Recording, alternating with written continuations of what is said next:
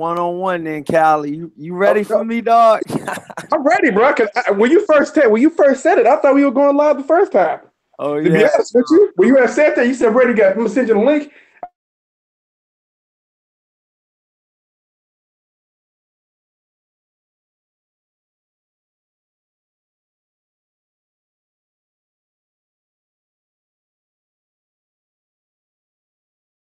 Right here. You live on the joint yet, Callie?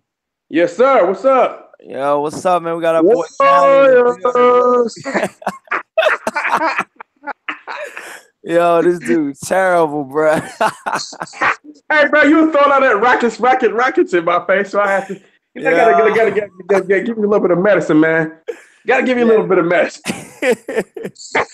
So yeah, man, that's what I'm saying, man. So pretty much what I'm trying to talk about, Cali, man, is the Eddie Hearn saga continues, man, and pretty much what I've been hearing is talks are going good with Eddie Hearn against Deontay Wilder and Anthony Joshua.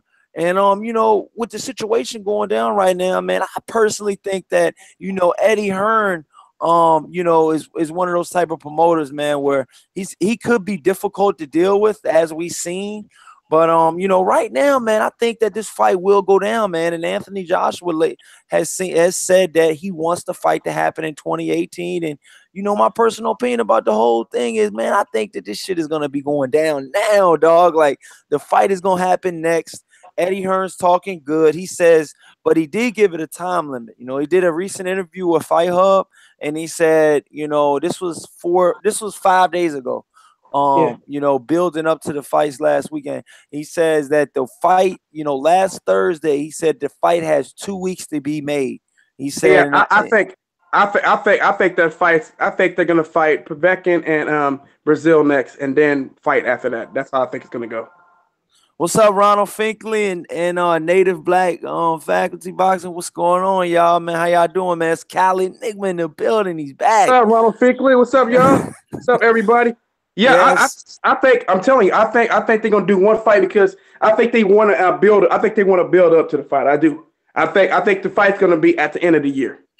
But I don't think it's gonna be next. But I think the fight's gonna be at the end of the year. And Povetkin's gonna fight Anthony Joshua in the UK next, and Brazil will fight.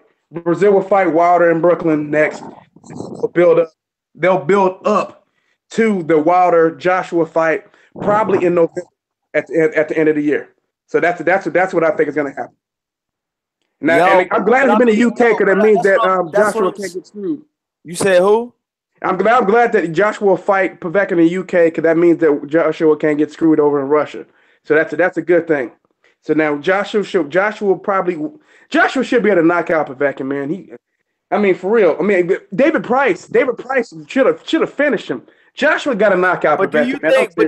think? That's what I'm saying. Do you think with this new deal situation going down, man, with Eddie Hearn? I mean, he's offering, Anthony Joshua $100 million, man. I mean, it's going down. He's offering, Anthony Joshua $100 million contract. I mean, does Anthony Joshua take it? The money's on the table. I heard that he's getting ready to sign. I think he'd be a fool to take that contract because I think he can make more money than that by himself. You think he'll be a fool to take it? Yeah, you know why? Because Anthony Joshua. I'm gonna tell you this, just like Frank Warren said. Frank Warren said this. Oh, who else? Richard Schaefer said it too. Richard Schaefer said Frank Warren said that Anthony Joshua easy to promote. Richard Schaefer said that his grandma can promote him. So I'm just gonna tell you that right now. Anthony Joshua's name promotes himself in the UK. He doesn't need anybody to promote him. I know a lot of people. This pisses a lot of people off. I don't know why. Asking the guy to promote himself. If you guys want this guy to be the next Floyd Mayweather, Floyd Mayweather made a lot of money promoting himself. He didn't start making the hundreds of millions of dollars until he promoted himself. He didn't have to cut that 30, 40, 50% to, you know what I mean, to a promoter. Well, and funny thing, Matchroom is his manager and promoter. I know Eddie Hearn technically not his manager, but his company is his manager, which would be illegal here in the United States of America. So to me, Anthony Joshua is making a mistake. I think, and I'm just going to piss other people off. I think you should sign Al Heyman as an advisor. Hey man, we always doing that some way somehow on this show, man. We pissing somebody off. Yeah, I know it's because I don't care if it pisses you off, people. Here, he should sign Al Heyman as his advisor so he can look over the contract and he can make sure that Anthony Joshua is taking home the vast majority of the money when it comes to promoting his own fights. He can promote his own fights and he will make way more money than what he's making right now. Because I'm guaranteeing you right now, if Anthony Joshua is promoting his own fights, he'd probably be making $40 million, possibly $50 million a fight. And if he beats Wilder. But you got to understand too, though, Callie. Eddie Hearn says that, and I quote, he says, me and Anthony Joshua are like family. He says, if Anthony Joshua were to leave Matchroom Boxing, it'll be like family is leaving the stable. Oh, well, guess what? The family leaves sometime, don't they, right? So I'm saying right now, this business. This is business, man. This is like people say. Like to talk about numbers. This is business, but yeah, at some point, right, the son has to leave the house, right? The kid has to leave the house, right? Just like him with Burns. And you know, AJ, I don't mean to cut you off. You know, AJ Anthony Joshua has been with Eddie Hearn since his pro debut. So that's a long time. Mind you, man, that's over 20 fights ago, man. Mind you, Anthony Joshua has been on a roller coaster, and it's all been up. You know what I'm saying? What happened when the tables turn, and maybe if he fights Deontay Wilder and he loses, what happens if the tables are turning? Anthony Joshua's career goes down. I mean, what happens then?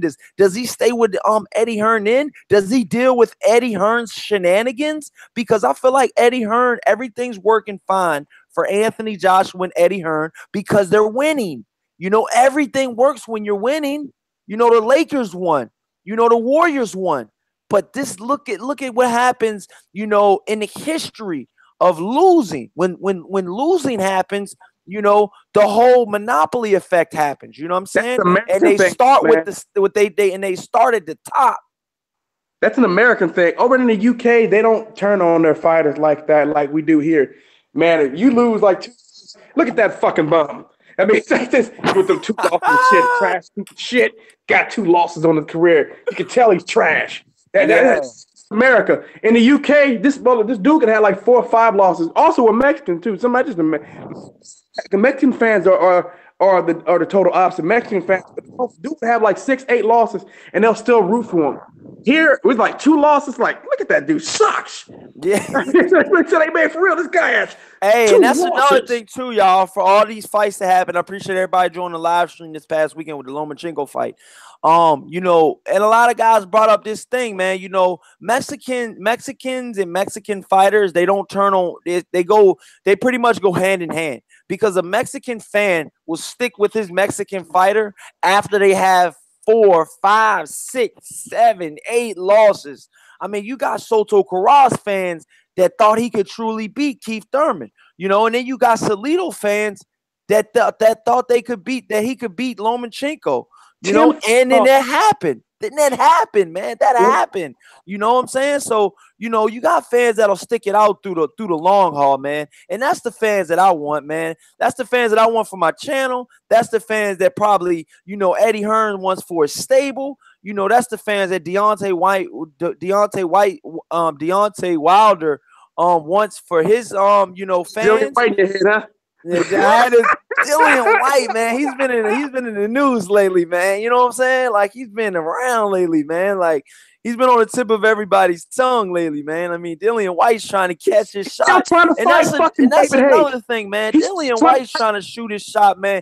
Like 78 Sports. Shout out 78 Sports. He said, man, that Dillian White is not going to be able to get in the way of Deontay Wilder and Anthony Joshua. It's not going to happen, man. It's not going to happen, man.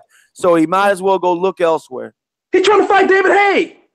Who is? Dillian White trying to fight David Haye currently. Oh, my God. David Haye, and that's one of my favorite fighters, man. I said this on the show, man. David Haye is one of my favorite fighters. But after seeing the Tony Bellew fight, man, David Haye needs to hang it up. It is a wrap for David Haye. I don't see David Haye going anywhere, man. If you can't beat Bellew, which is a blown up heavy, blown up cruiser, blown up lightweight, you know what I mean? Light heavy. I mean, let's be honest. Tony Bellew started his career, 160, 168? Right. I mean, the guy beat David Haye decisively twice. Right. So, you know, when you get beat twice decisively, man, to a blown up cruiserweight, and you fought at heavyweight, David Haye should have always had that advantage. I don't care if he was injury prone. I don't care with everything going on. It was still the bookie still had David Haye winning that fight up until that last fight. They had him winning.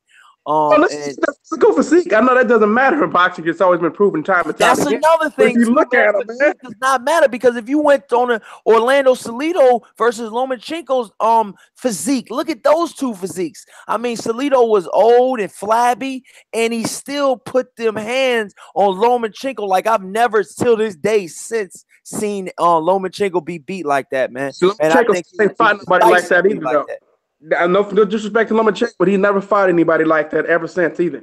He's avoided those kind of fighters ever since. I would like to say I think he could beat a fighter like that, but he needs, to me, in order to solidify his career, that's one more thing. Because I said I would like him if he beats Mike, that'd be big. But I need to see him beat someone like with the same kind of style as Orlando Salido. He has to conquer that style in order to finish before his career is over. He has to. I'm gonna hold that over him, man. He needs who has to do that? Vasyl Lomachenko needs to conquer that Orlando Salido. That's what I'm saying, but then Orlando Salido retired though, man. So how is he gonna be able to? Oh, there's other guys. There's other guys around that have a pressure style that rough out there. Just fight somebody like that. I just want to see him fight. I want, my personal opinion is I think Lomachenko needs to face. My personal opinion, I know I might be going a little off on this one, y'all, but my personal opinion is I think he needs to revenge that loss, man. Because I feel like the fight was so close to being made, the rematch, man, and then it just did not happen, man. And that's another thing, man. If Orlando Salido does not respect, I think he priced himself out. That's my personal opinion. But you can't. It's hard to price yourself. Bob greedy as fuck, it's hard to price yourself out when you won the first fight. So yeah, Bob Emmer's greedy than the motherfucker, man. You don't want to pay. He don't want to pay. He never wants to pay any fighter shit, man. Anything. He doesn't. He always tries to underpay the opponent, and that's why Top Rank doesn't get the kind of opponents that they normally should get, because Bob Arum always lowballs the opponent from another promotional company, man. That shit don't work. You're gonna have to pay fighters. A lot of these fighters are smart enough now, and they're not gonna accept any shit offer, man. And Bob Arum needs to either move with the times or he's gonna get blown away, man. I'm telling you, that shit gonna catch up to him. But Top Rank will probably go another direction after Bob Arum dies, as long as he's still, he's motherfucker almost 90 years old, man. You know what I mean? He's stuck in his ways at this point. So I don't expect him to change too much. When he passes away, I suspect that the people who are there now underneath will probably want to make some tweaks and probably go another way. You're going to have to pay some of these fighters. To me, you pay money to get a bigger return back. These guys don't seem to understand that shit, man. And it's in sports. Sometimes you got to pay a little bit more just to get a bigger return. So you end up making better fights, and more people end up watching. You end up getting a big return for the network. Next time there's a deal up too, they give you more money. I mean, it works hand in hand, man. Hand in hand, yeah. I was ready to say, man. But when I break down all the styles and the variables of these fighters, man, I just think Salido was a bad match for Lomachenko for his second fight. I think it was his second fight, man. I mean, agree. You just don't go on with a gritty Mexican veteran, ex-champion. And he missed weight on purpose, man. I mean, everything was working against Lomachenko, man. The missing weight part would have been my first cue, man, to at least level the playing field with that, man. You know what I'm saying? You like this. That what pisses me off about that Scott Quigg Oscar Valdez fight. I don't give a fuck what Scott Quigg said. I think he missed weight on purpose, man. I really believe that shit. I think he missed weight on purpose so he could be he was way bigger than Oscar Valdez in that fight. And he allowed him to take more punishment too, in my opinion, man. Oscar Valdez took a lot of punishment in that fight, man. A lot. But so did Scott Quigg too. Scott Quigg did too. He was able to absorb it more, in my opinion, with that extra weight. I think that shit's fucked up. I think he absolutely missed weight on purpose. I think a lot of these dudes, 3 fucking pounds. Come on, man. I don't believe that shit, man. I don't believe that he couldn't make weight. He said he tried to kill himself. Fuck out of here, dude. 3 pounds over. You did that shit on purpose, man. I'm not buying it. So look, switching subjects though, y'all. So look, man, like what the title says, man. what's going on with the Adonis Stevenson versus Badou Jack fight this weekend, man? The fight is going down this weekend, man. The blockbuster event, man. You know, a lot of guys are rooting for Badou Jack. Me personally, man, I'm rooting for the southpaw. You know, I'm southpaw. I'm rooting for the guy that's the heavy hitter. I know Badou Jack can definitely outbox Adonis Stevenson, man. But I think that his left hand just all together, man, is just the equalizer, man. I agree with you. I don't see him getting out of the way of that. I think he'll win. I want Badou Jack to win because I don't like the fuckery that Adonis Stevenson's been doing over the years. But I don't think he can avoid that left hand for 12 rounds. I just don't see that shit happening, man. I know a lot of people keep telling me, I got Badou Jack winning. And then when you break it down, it's usually them hoping the same way that everybody else is, because they can't really. They say, well, he's gonna try to jab himself in. He's gonna try to jab his way in and keep his guard up. And I've seen Adonis Stevenson punch around the guard just like Wilder does. You know the reach advantage. Adonis Stevenson got some long fucking arms, man.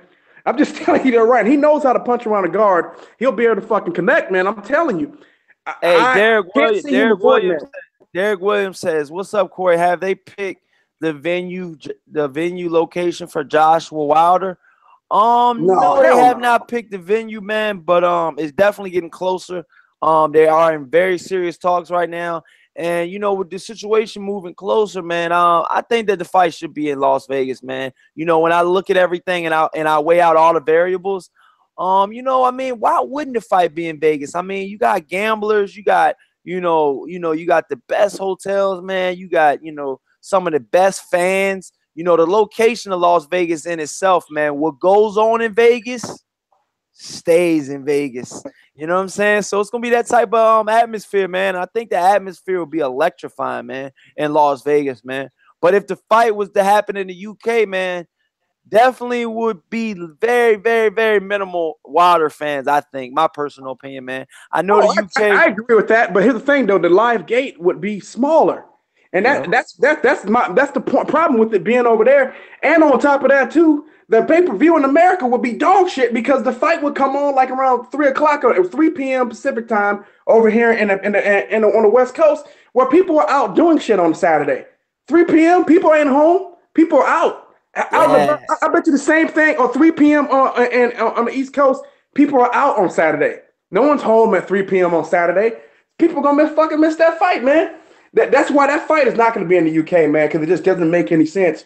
And that's another thing too, y'all. That's another thing I wanted to ask y'all, man. If the Deontay Wilder fight were to happen this year, man, where do you guys want to see it? Where do you guys, being fans, where do you guys want to see it? You know what I'm saying? I know we got a bunch of UK fans, and I know we got a bunch of US fans, man. But my personal opinion is, I think I was one of the guys that said I think the fight should be in in the UK, and I think the fight should be here. I think the fight should be there. But when I really sit down and think about it all, and I think about the money that can be made, I think the right thing to do, man, and the only thing to do is for the fight to be in Vegas, man. You know what I'm saying? Because when I think about all the money, Lewis. Let them know, Callie.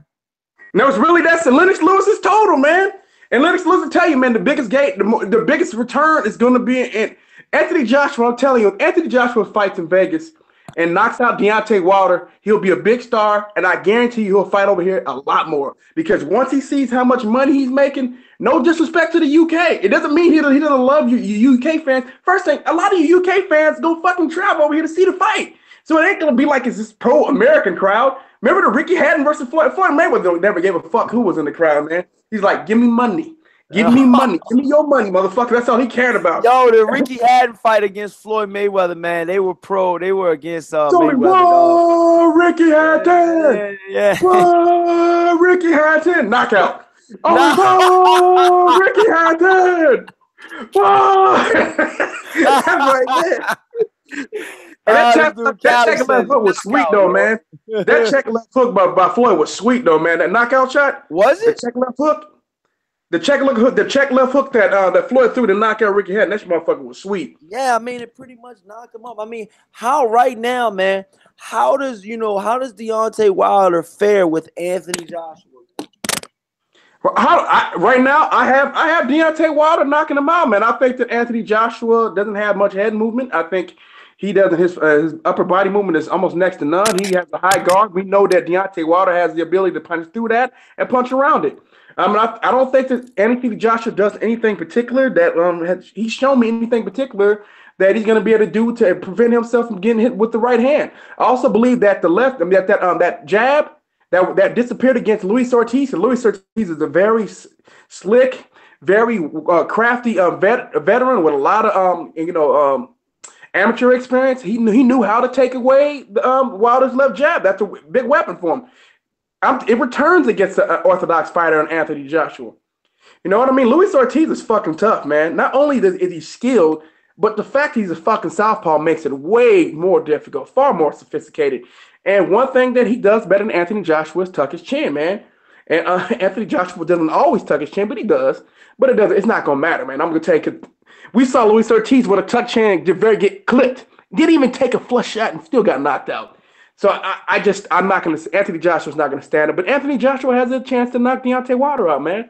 He's gonna have to get on the inside, but it's risky as hell to get on the inside because Wilder will time you, man. Wilder is an underrated counterpuncher.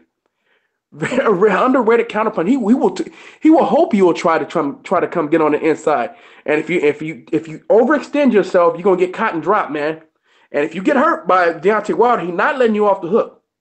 That's the difference between him and that's what I'm saying. Klitschko. Like right now, when you think about all of the variables, man. I mean, my personal opinion, man. I think Deontay Wilder's got to watch out for Anthony Joshua's power too, though, man. I mean, Anthony Joshua ain't no little ass guy, man. I think this is the toughest test for both of them. I know a lot of fans are saying that, when Wilder fights, Joshua, it'll be a piece of cake. He's already beat the hardest guy in the division, and that's Luis Ortiz. I do not think Luis Ortiz is better than Anthony Joshua, and I can't be sold on that, man.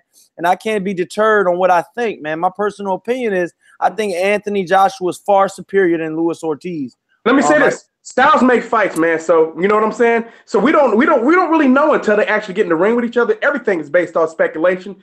I personally think that Luis Ortiz is better than Anthony Joshua. I think he's more skilled. Hell, I think he's more skilled than Deontay Wilder. I think Luis Ortiz is the most skilled heavyweight, period. And then I would say number 2 would be Tyson Fury. I think that both of those, Tyson Fury and Luis Ortiz, are more skilled than Anthony Joshua and Deontay Wilder, and by a lot. I'm sticking with that. That's what I believe. But I think that Deontay Wilder's power allows him to he's got the equalizer, man. It allows him to overcome all of that shit. But Deontay Wilder does have some skills. He is not unskilled. He has a really good jab, man. He has the ability to counter punch, and his footwork is underrated. His defense is definitely underrated. From Anthony Joshua, from a technical standpoint, yeah, Anthony Joshua is more technical than Deontay Wilder. He is, man. I also think he has skill. He has the ability to be robotic. Oh, my bad. I mean, cut you. Alex Santos in the chat says, if Wilder fights in August, I would rather watch Wilder fighting Pulev rather than Dominique Brazil. Wow. I agree. I don't want to say, hey, this is to deal with that lawsuit. That's one of the reasons why he's going to be fighting Dominic Brazil, because Dominic Brazil sued, and he's just going to have to go in and knock out that fucking punching bag and get him out the way because he's turned into this uber hater. And you know what I'm saying? It's just him. Him right now, Wilder has 3 haters. It's Dillian White, Dominic Brazil, and his big baby Miller, man. I would love him to knock out all 3 of them dudes, man. But man, Dillian White, I'm losing respect for him for the fact that he's trying to make a fight with David Haye, man. If he fights David Haye, fuck him, man. For real. Fuck him. Because, I mean, to fight a guy coming off a fucking 2 back-to-back knockouts, what a piece of shit. And that's the kind of guys that Dillian White been fighting. Matter of fact, I forgot to send you a link, Corey, of this video of this guy named Moy Baron 7-4, man, when he broke down Dillian White's fights ever since he got knocked out by Anthony. Yeah. The average age of the fight has been 35. Guys, either they're way over the hill, coming off of knockouts or long layoffs and shit like that, man. That's the type of fighters he's been fighting, man. And I'm just Dillian White's showing what type of guys he want to fight. He's been trying to take an easy road. He really hasn't fought anybody good. I mean, come on, man. Lucas Brown, this dude, not only was he way overweight, dude was all coming off a long layoff, and he wasn't on his drugs. He wasn't allowed to take his steroids. And he never was a good fighter before then. So at the end of the day, and he's old. Look at all those factors right there, man. Come on, Dillian White, man. Dillian White will get his ass whooped by Luis Ortiz. That's why he don't want to fight him. That's why he was complaining. Why he's still trying to get out of that fight. That's why. That's one of the reasons. You know what he said about David Haye? He said David Haye looks like the kind of guy who needs to be retired. But yo, this says that the guy just got knocked out. He said Dillian White, man. I said, how can anybody? I'm just saying, if you're from the UK, oh my god, dog, still support Dillian White. Trying to but look, this is what I'm saying though. This is what I'm saying though, Cal. You gotta say though, like the native black, he says AJ got dropped by a 40-year-old Klitschko. But mind you, man, I think that 40-year-old Klitschko beats Luis Ortiz, dog. I think that 40-year-old Klitschko, man. That 40-year-old Klitschko, I think that he beats Luis Ortiz, man, because you gotta mind you, man, that Klitschko had power still, though. So if he knocked down Anthony Joshua, we know Anthony Joshua's chin is suspect, dog. But we gotta look at Luis Ortiz, man. Luis Ortiz, was putting that heat on, man. And Klitschko is known for going long distances in fights, man. So, when it gets real tough, with Klitschko and Ortiz later in the rounds, man, like 10. Klitschko 10, avoided 11, Luis Ortiz. That should tell you something. Right? Klitschko didn't want to fight Luis Ortiz. That should tell you everything. Because even Tyson Fury said he didn't want to fight Luis. Luis Ortiz is a tough motherfucker, man. It's a southpaw. It's one thing to be a southpaw, one thing to be very skilled and be a southpaw, and another thing to be very powerful. I noticed, I don't mean to cut you off. I noticed too, y'all, everybody in the chat, man. I noticed too, man, a lot of southpaws are being ducked, man. A lot of southpaws, they don't fight a lot of like unorthodox fighters, they duck southpaws, because isn't Laura a southpaw? Isn't Landy Laura a southpaw? He is. His left hand's best attribute. He's been ducked too. He's been ducked. Luis Ortiz has been ducked. They're both southpaws. Southpaw. Rigondeaux, remember Rigondeaux was ducked. Rigondeaux was southpaw too, man. It's crazy how all the Cuban fighters are southpaws, right? That's crazy though, right? Over the years though, no one's like fighting fucking southpaws, man. Southpaws have always been difficult because you're not used to seeing punches. Trouble, man. Not used to seeing punches come from that angle, man. It looks different, and so you know what I mean. You're used to dealing with orthodox fighters, so you're used to seeing punches come from one way, and then all of a sudden you get this left-hander in here, and you're saying like, okay, now. You know what to do, but you know what I mean? Your body still wants to, your muscle memory tells you to go the other way. You know what I'm saying? Even though you know what to do. It's difficult, man. So you become hesitant. It almost like you pause, like, okay, this guy's a left-hander, man. I don't want to make no fucking mistakes with this guy because I don't know where this punch is going to come from. You know what I mean? It's difficult, man, to read a southpaw because you don't see him. Because you don't see him all the time. Oh, this dude, Alex Santos says the way Dillian White is moving now, trying to fight everyone, it kind of reminds me of the way that slut Amber Rose moves, leeching off the most popular rapper. I mean, to be honest with you, Dillian White is like, whoever's the next big thing, he's at them. But hey, Joe Joyce said he wants smoke with everybody, and I know Dillian White ain't hop on that. And Dillian White said he was. Gerald Miller ain't hop on that shit yet. I mean, you got guys that ain't trying to fight this guy, Joe Joyce. You know what I'm saying? And like I told Fanon, man, Usyk made easy work of Joe Joyce, dog. You know what I'm saying? But that's a whole nother situation. I know you like Usyk, man. But Usyk come to the heavyweight, he getting slapped, bro. He getting slapped. Right there. I like Usyk. I like Usyk too, and I think Usyk is gonna beat Garcia. I can't wait for that fight, dude. Oh my god, I can't wait for that Usyk Garcia fight. I gotta give Garcia that. That Garcia Dortigo's fight. Still, no one's touched that fight, man. No one's touched that fight, and man. That's the fight that started that's when I started my channel on that fight. You know what I'm saying? Because I had to break down both fighters, and I was like, man, I gotta start my channel, man. Let me go ahead and just start my channel now. This tournament is live and popping. This was when Chris Eubank was still alive in the tournament, still doing well before he got spanked by fucking George Groves. And I still think that tournament is still relevant, but I feel like that tournament has kind of lost a little bit of the lust with the injuries that occurred. You know what I'm saying? Yeah. And you talking about lost of steam. Yeah, they lost the steam. They were rolling. They were rolling, man. You know what I'm saying? And there's no date. Still no date for when that fight's supposed to happen. We know that fight was supposed to happen. It should be supposed to happen like in a couple of weeks. Really? No, next week. It was supposed to be. No, it's supposed to be coming up this weekend. I think it was supposed to be. What is it? I think it's supposed to be coming. It was supposed to happen on Saturday. It's coming up Saturday. That fight. And then the fight, the fight, man, for the cruiserweight division, man. Usyk is supposed to, fight, and then when he beats Gassiev, he will be moving up to heavyweight. Y'all haters, dog. Y'all haters heard it here first, man. When Usyk moves up to heavyweight, it's a wrap. Anthony Joshua, because that's the word he gonna fight. Anthony Joshua gonna knock his ass clean the fuck out, bro. Dog, I'm telling you, man, you don't underestimate Usyk, man. I had to tell Fanon about this shit, dog. You know what I'm saying? I'm in the chat, dog, and Fanon had to talk about that shit for 20, 30 minutes, dog. Hey, bro, I'm telling you, bro. I can't see it. I can't see it, bro. Man, you gotta understand, man. A lot of guys and a lot of people underestimated Usyk. If Usyk come up and dominate the heavyweight division, I'm gonna come in here and I'm gonna call you a genius, bro. That's what I'm gonna do. I'm gonna come on here and be like, Corey Lee is the biggest genius in all the boxing, out of all the boxing analysts and sports, period. If Usyk come up and dominate the heavyweight division, bro. But I don't think I'm gonna be doing that.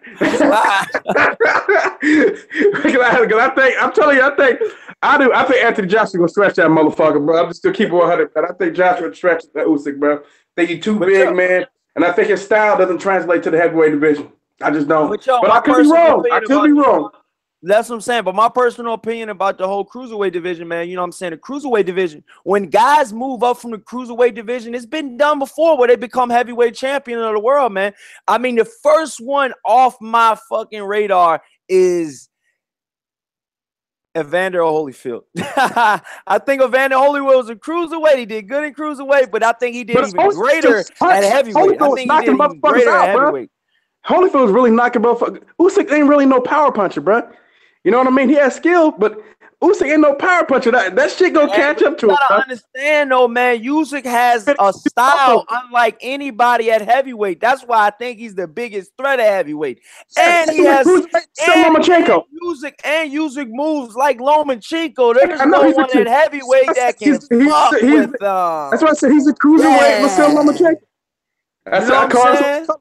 Lomachenko. That shit, in my opinion, is gonna get him stretched at heavyweight, bro. If for the casual and the young boxing fans out there that's just listening to Corey Lee's boxing, if you're young and you don't know who Usyk is, imagine a Lomachenko at 200 plus pounds. And you go looking at Usyk, man, because he's pretty much, a Lomachenko at 200, man. I mean, the guy's ripped. The guy's, pretty much winning every single fight. He's an Olympic gold medalist. He's undefeated. And has 2 of the 4 belts at cruiserweight. He has one more fight left to unify all the belts at cruiserweight. And once he does that, he'll be moving up to heavyweight, baby. And that's when a lot of you guys can respect what I say. And a lot of you guys can, come back to me and holler at me. You know what I'm saying? And be like, hey, you know what? Corey, he got a 78 inch reach, man. I'm telling you. You said this right. You broke him down right. And you know what, Corey Lee? You were right about Usyk. You did. You said everything about Usyk. You were so high on him, man. And guess what, man? I'm here to, give you your props. Corey Lee wants you guys to call him king. Tally Enigma's going to do the same thing. Corey Lee wants you guys to come in like, you know what? Corey Lee's the king of boxing. That's what he wants you to do. That's what he said. But I'm saying, though, you know what I'm saying? But I'm saying, though, Callie, you won't. You ain't know a lot about Usyk before I started talking about. Be honest to yourself, though, dog. I actually watched Usyk. Like, I started watching when I first started watching the Super 6 tournament. That's the first time I really heard about him. I'm not gonna lie. When I first started watching the Super 6 tournament, I really didn't know much about it. But then when I watched the Super 6 tournament, I said, oh, okay. The first thing I noticed is that he was very similar to Vasyl Lomachenko. I was like, oh, shit, okay. Now they got more to watch. And y'all, for the guys in the chats that don't know a lot about Usyk, I'll give you a quick synopsis. He did win the gold medal in, I think it was 2012. He won the gold medal in 2012. The same year that Lomachenko won the gold medal in 2012.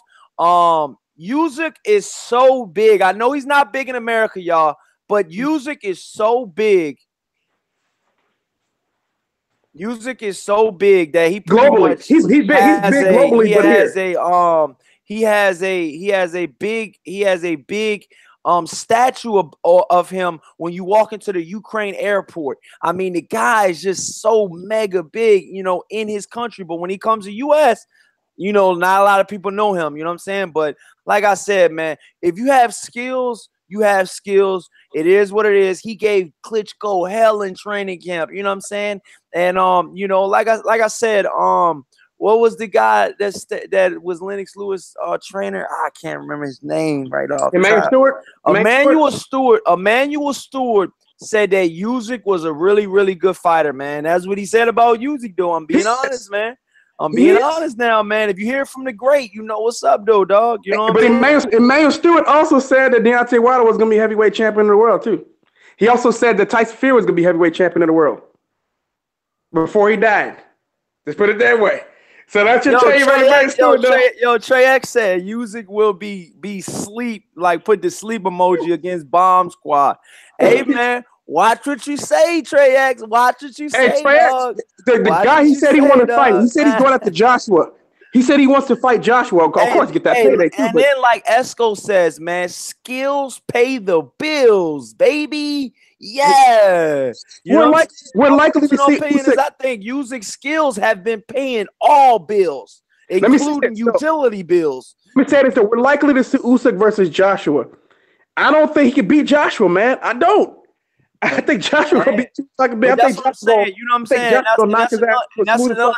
That's another thing you said. You know what I'm saying? Everybody says that, you know, everybody was going to beat Holyfield when he came to heavyweight. You know what I'm saying? Everybody said that about Holyfield when he came to heavyweight. He came from cruiserweight. You know, he was doing pretty good, you know, at cruiserweight, but I feel like he did the best in his whole career at heavyweight. I think that was his staple. And yeah, when he fought bigger guys, you know what I'm saying? You know, he did have problems, you know what I'm saying? But he's been in he's been in a couple wars, you know what I'm saying? But my personal opinion is I think Usyk is a very skilled fighter.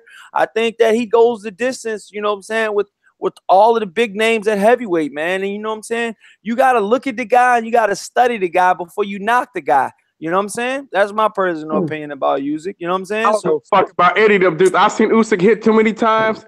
Deontay just as fast as a lot of these fucking crews. And if he fought Wilder, that motherfucker ain't gonna be able to avoid that right hand for 12 rounds. Eventually, he's gonna catch up to him and he's gonna get put. Trey X says Emmanuel Stewart said Adonis Stevenson would be champ. Yeah, he did. You know what I'm saying? Like I said, so Emmanuel Stewart had a good eye for talent. He also said Tyson Fury was one. But Emmanuel Stewart used to train him too. Emmanuel Stewart used to train Adonis Stevenson before he died. Yup, and that's what I'm saying. Like, Usyk has a Detroit background, man, because there's a guy from Crunk Gym. I can't remember his name. He trained he came from the Crunk Gym. Yeah, he came from the Crunk Gym. He trained Usyk for about 14, I want to say about 10 or 11 of his pro fights. I think Usyk is 14-0. So about 10 or 11 of his pro fights, you know, the guy from Crunk Gym was training Usyk, you know what I'm saying? And until they parted ways, you know what I'm saying, and went their different ways. You know, I don't know what that was about, but you know what I'm saying? Like you said, man, Usyk has a lot of rhythm. You know what I'm saying? He has a lot of, you know what I'm saying? He got a little bit of mojo too, man. You know what I'm saying? I think y'all should go check him out though, man. You know, with that being said, man. Yeah, when the Garcia fight, we're going to talk about that. When the Garcia Usyk fight happens, we'll be discussing that shit on this show. Please watch that fight. And if you can, go to YouTube and watch Garcia versus Dorticos. If you haven't seen that, I promise you, it's the treat. It's a treat. Even though you may not know them two dudes, man. I'm telling you, Dorticos is from Cuba. So that's what you want to know. It says you need to go ahead and watch him, man. Garcia, I believe, is from Turkey. So yeah, Esco Hunter said in Shay that Usyk should fight Dillian White, then test against Joy Joyce. He's a tank. Usyk is too young for White. Usyk is too young for White. He needs to be 50. That would be a great start. First, then maybe AJ. If he can't handle Joe Joyce, then forget AJ.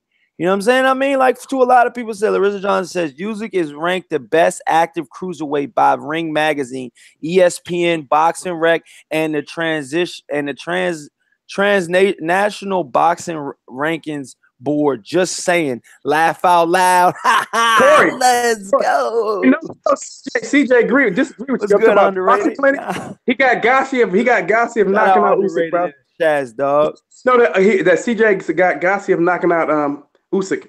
Just want to let you know that, man. The boxing clinic. Yeah, and you got Usyk, and that's what I'm saying. You said, hold on, what now? Boxing clinic says The what? boxing clinic got Gassiev knocking out Usyk, bro.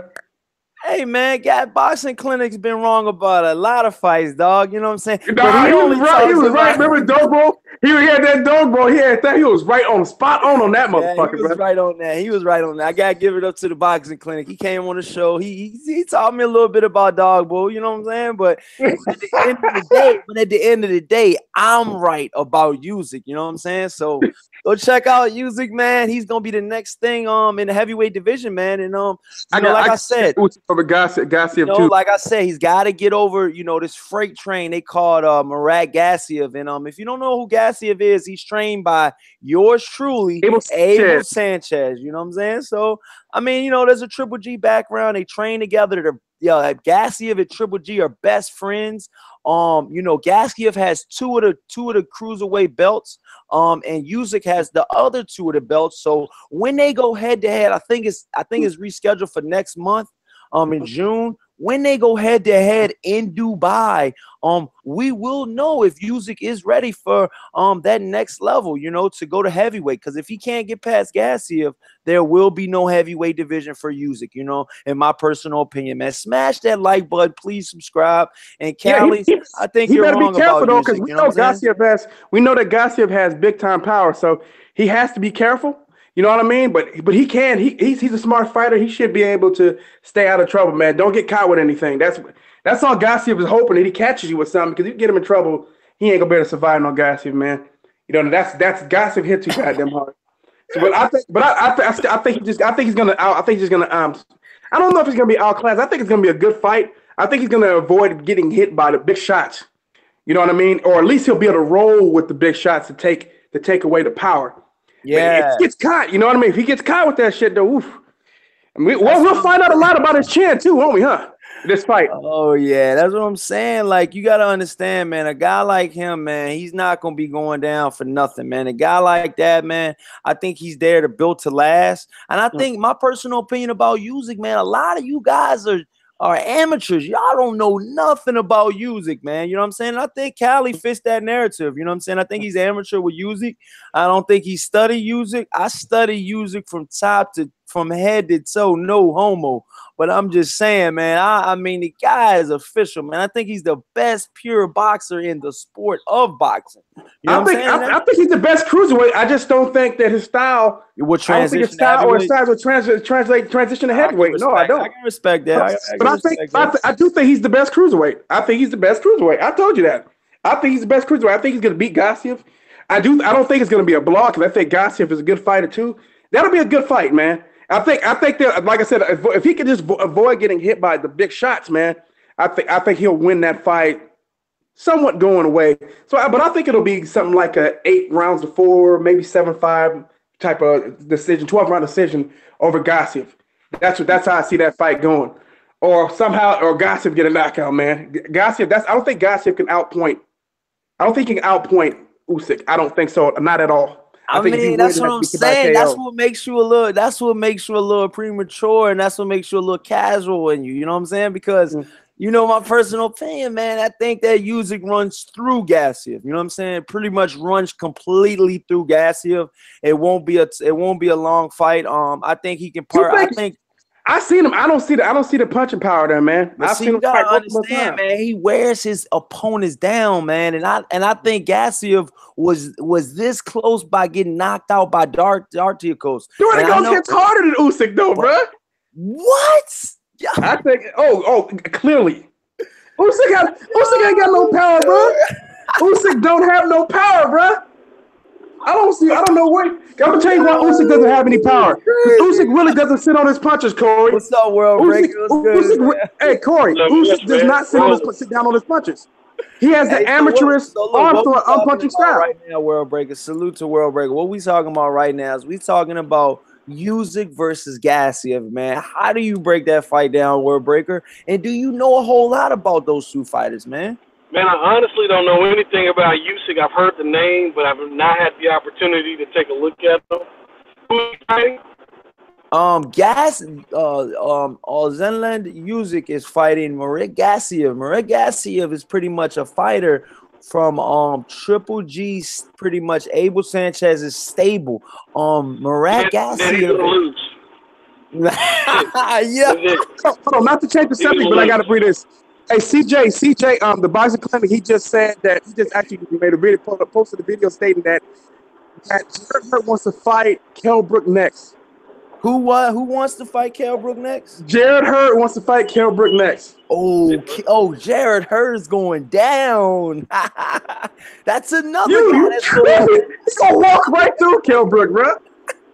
That's another guy that's going down, dude. Sound like Jared Hurt's going through the path of least resistance is what it sounds like. That's another thing. That's what it sounds like to me, brother. That's another thing too. He is choosing his fighters real specifically. Yeah, because how come he didn't try to fight Jaime Munguia? That's what they said. At least another belt holder. Brand new, green. Everybody coming green.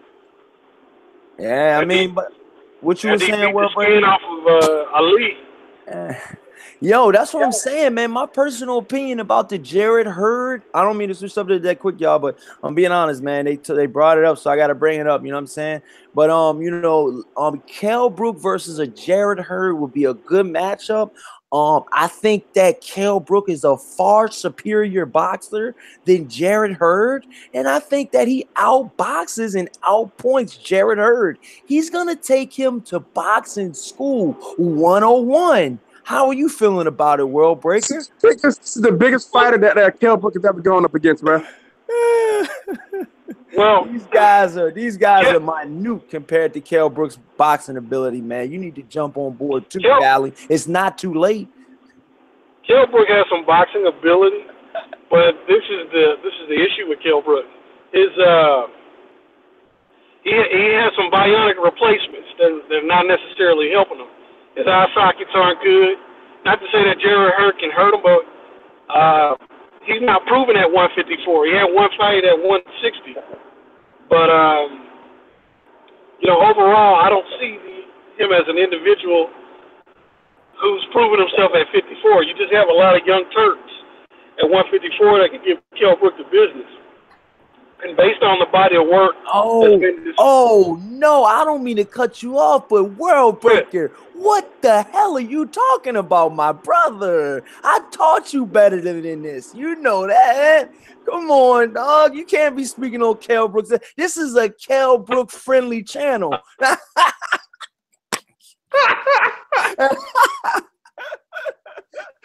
Yo, come on, World.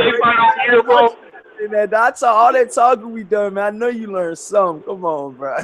I think Kell Brook is about 5'8.5". Boxing, Will Magic Man, Esco. That dude goes. He doesn't guess. He throws a lot of punches. They may not be yours, but Kell Brook, I don't know what he looks like at 54, bro. I honestly don't. If I gave what happened to Rabenchenko, didn't you?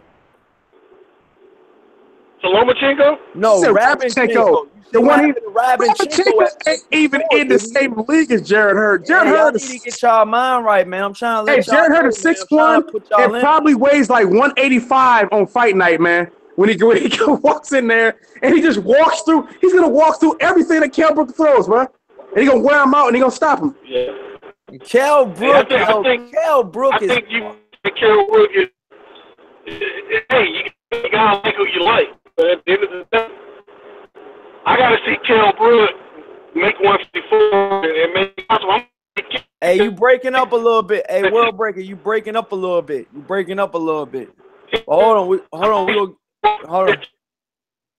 You breaking up a little bit, World Breaker. We'll be right back to you. But look, this is what I'm trying to tell you, though, Cali and World Breaker. This is what I'm trying to tell y'all, man. If Jared Hurd fights Kell Brook next, that could definitely happen next, man.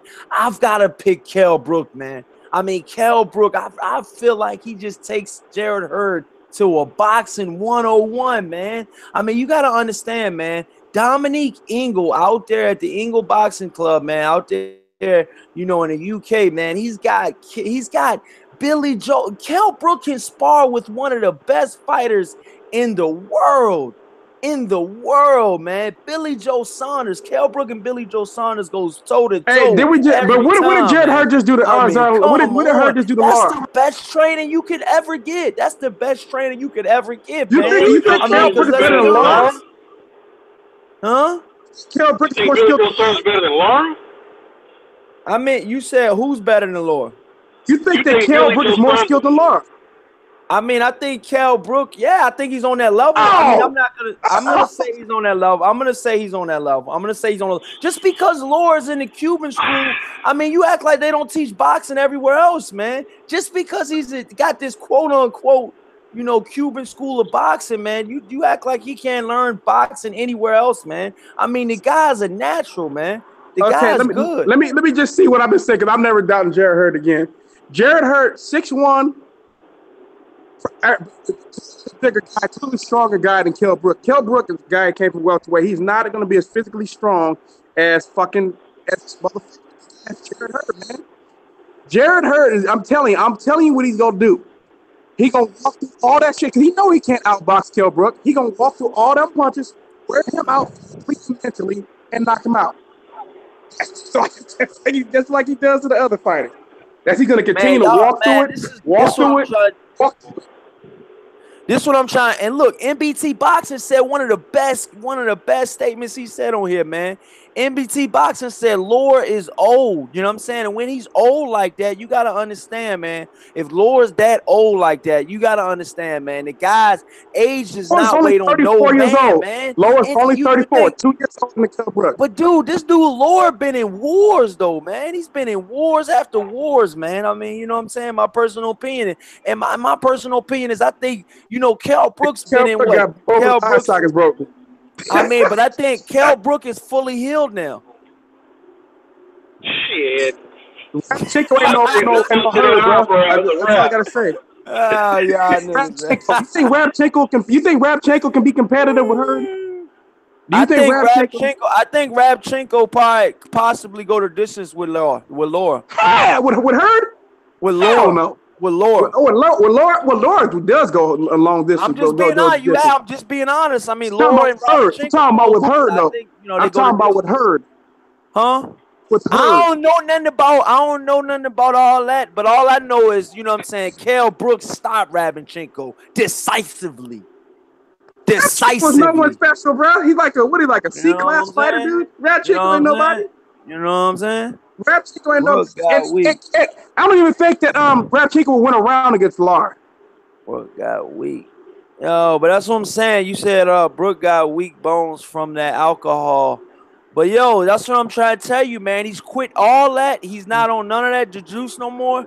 You know, Kell Brook is fully dedicated to the sport of boxing. And my personal opinion is, if I have to weigh out, you know, Jared Hurd versus Kell Brook, my personal opinion is I think he overcomes the whole Hurd attack. You know everybody in the chat section, who would put money on Kell Brook over Jared Hurd? But no, we're not asking who's gonna put money. We pretty much asking right now. What we asking for right now is, you know, will Kell Brook and can all I'm asking you guys in the chat, can Kell Brook beat Jared Hurd?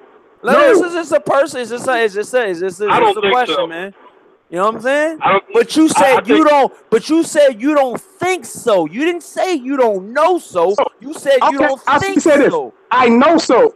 How about that? You don't know a goddamn thing. You don't know. I don't think so. Anything's possible in the realm of boxing. So you know, that's what I'm saying, dog. And Jared Hurd gets punched easy. He does get punched. Easy. Yo, this dude, did y'all see the Jared Hurd versus Frank Larza fight? Man, this dude Jared Hurd got touched up by a C-level fighter at best. He get touched up by everybody. He get touched up by everybody. If you think he's gonna get touched up like that, you think he's not gonna get touched up by Kell? I know he's gonna get touched up. He gonna walk through it. That's my point. He gonna walk through them shits. No. The thing is, how much punishment can Kell take? Even though those are pity-pat shots, they eventually accumulate into a pounding. And so can Kell Brook take a pounding? that's the biggest question of a fight with him and anyone at 54. Can that eye socket hold up? Can the little metal plate hold up? Both eyes. I mean, once his eyes swell, it's a wrap. They're gonna be so cautious with his eyes. Yeah, that's what I'm saying. Realistic boxer. No boxer is a bum, dog. No boxer is a bum. Everybody risks their life. You know what I'm saying? That's one of the words I really don't appreciate. No, there's no bums. There's just class levels. There's just levels of it. You know what I'm saying? My personal opinion, who called somebody a bum? No, the guy Realistic Boxing called Kell Brook a bum. You know what I'm saying? Like I said, man, the guys risk their life, man. And to use the word bum and associate bum with boxing, it just doesn't go hand in hand, man. Let me say this. Let me just say this. Even if we were using the word bum for certain fighters, Kell Brook definitely ain't one of them. He ain't even close to no fucking bum. Come on, man. Y'all gotta be a realist. Maybe that guy was like, I don't know realistic boxing that well. You know what I mean? I've been seeing him in the chat that many times. Hey, tell him to fuck out of here with that shit, because Kell Brook ain't even close to a fucking bum. I'm just being honest. We just talking real civilized boxing talk. If Kell Brook was such a bum, man, he risked his life for this shit, dog. Hey, Corey, this is what we're telling you. Until Errol Spence beat him, to me, he was the #1 welterweight. He was. I agree with that. I don't think Keith Thurman was #1. I thought Kell Brook was. And, I think skill-wise, he's better than Thurman. I think power-wise, he outstrips Thurman stronger. But at the end of the day, he took 2 eye socket injuries in 9 months. Both are broken. So he's going to be a different fighter, one way or the other. He can't go in there recklessly. He can't go in there doing his fights the same way he done before. So, it's just about the spot, right? Kell Brook fighting someone this fucking. I'm sorry, my personal opinion is Kell Brook. Right now, Kell Brook is still a really good fighter. I think he still, possesses the power that is needed is needed at 154. You need power to withstand some of these guys, like the McGee guy. I got Herman McGee whooping Kell Brook's ass. You got everybody whooping Kell Brook's ass, so you don't count. No. I only got 3 guys. I got top 3 guys in that division are #1. Jamel Charlo, Jared Hearn, and then Jaime McGee. That's my top 3. After that, Kell Brook can be in the top 5. I can't put McGee up there, man. McGee had an easy fight. I mean, I can't. For what I saw of McGee, I don't see it yet. I see potential, but I don't see ready-made skill yet. He is easily exposed by several fighters at junior middleweight. And so, the only fighters I see beating him are Hearn and Charlo. So you trying to tell me, y'all trying to tell me that those crisp, clean shots that Saddam Ali was hitting MacGyver with? You trying to tell me that? You trying to tell me that MacGyver? I feel like he was MacGyver in there, man. Yeah, MacGyver. Nah, he's not fighting a middle-aged white guy. He was MacGyver in there, man. He said, I put a missile launcher in this boxing glove. Yeah, this dude was MacGyver in there. I'm telling you right now. You already know. And he's already one of my favorite. He's already one of my favorite Mexican fighters, bro. Second. And look, and that's what I told y'all. If y'all go look at my videos that I made a video 3 days before that fight, y'all. 3 days before that fight, I made a video. I said if McGee wins this fight in devastating fashion, which he did, mind you, I said he has the potential to be the next Mexican superstar. And I quote, and I still think that way to this day, man. I think if they promote him right, if they promote him the way, if they could string him along the way they did Canelo, man, I think the sky's the limit for that guy. Hey, he's the coach. He's gonna be the co-event on Canelo's next card. You heard that? Have you guys heard that? Well, he damn sure ain't gonna be Canelo's opponent.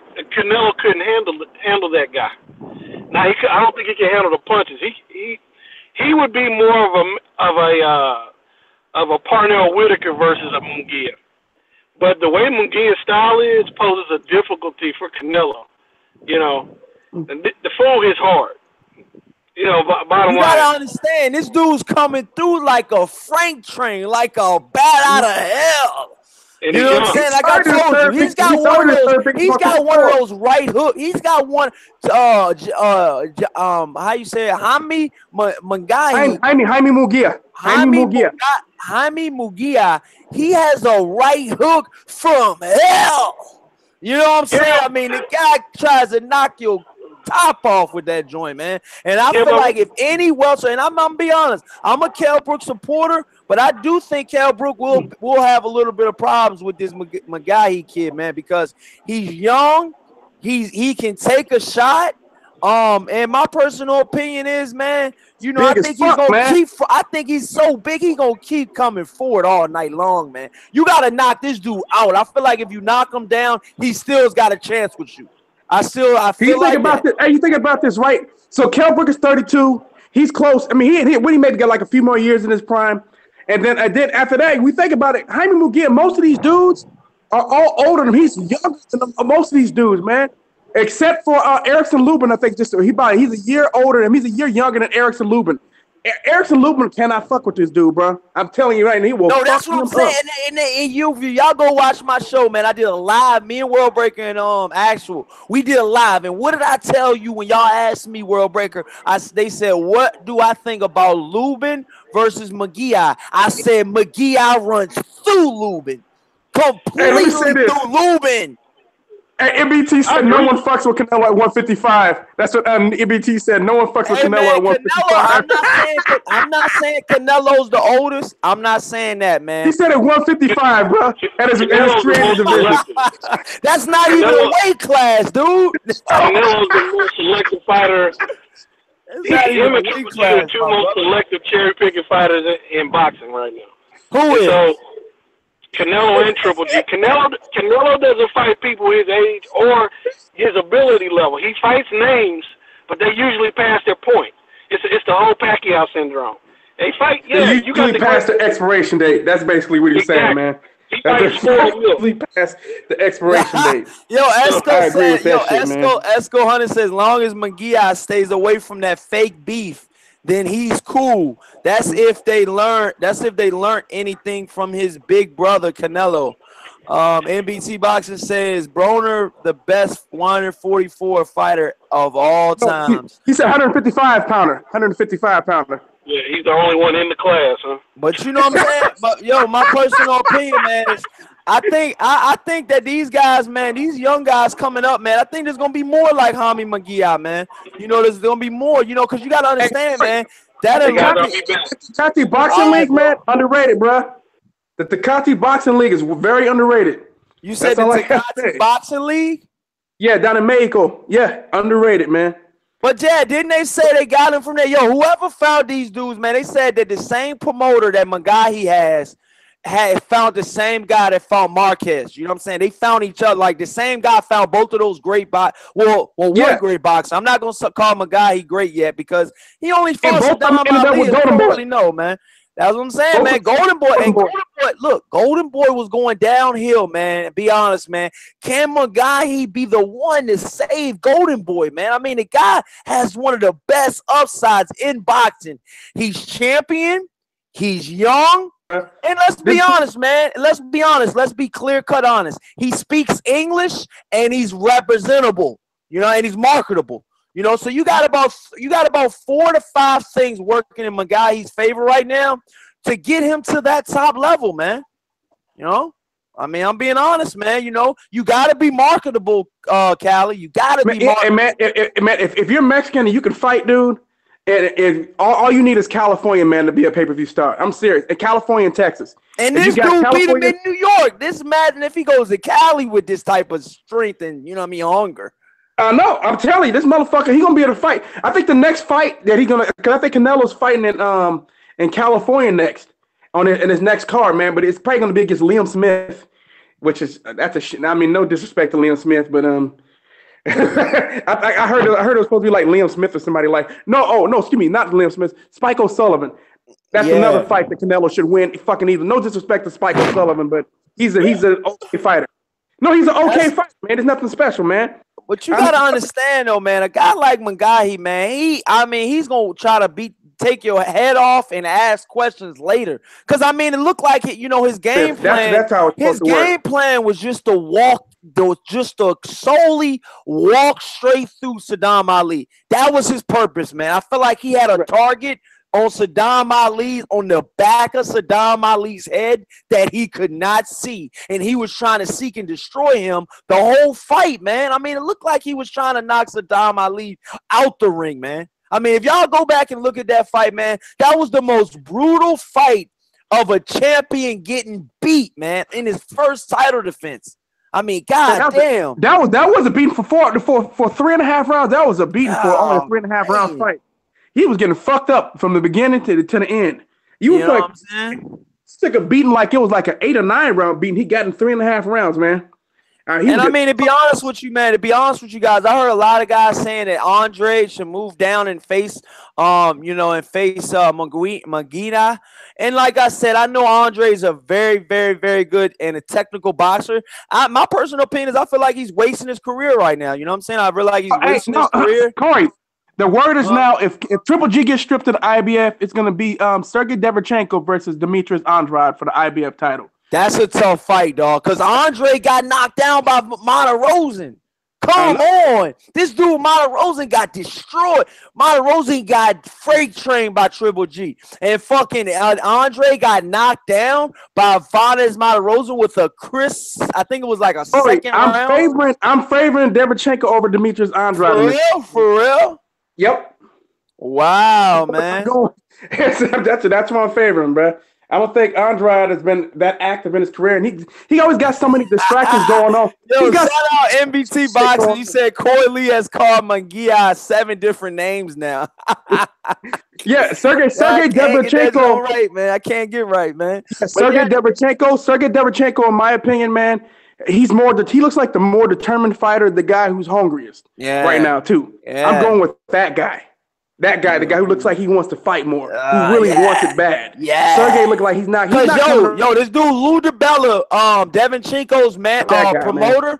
Derevchenko's promoter, Lou DiBella, said that he's got to put food on his plate, and being in the mandatory position does not put food on the plate, and he's hungry for the world title shot. And me being his promoter, Lou DiBella, I have to do everything in my power to get him that title shot. And to be honest with you, look what Lou DiBella did with Rodriguez Progress. He was his promoter, and look what he did. He's already at purse bid, and Bob Arum said, "Oh, let's let Rodriguez Progress fight on our undercard, and we can build the fight up." And all now he's in the Super 6 tournament. We're trying to see shit, and we're trying to see if Josh Taylor's going to enter that shit. Josh Taylor enters that man. That tournament become A1 already. Prograde Taylor alone makes that shit beastly, bro. Damn, man. I'm hoping that I think the IBF and the WBA belts are in that tournament right there. So the winner of that's going to get 2 belts, man.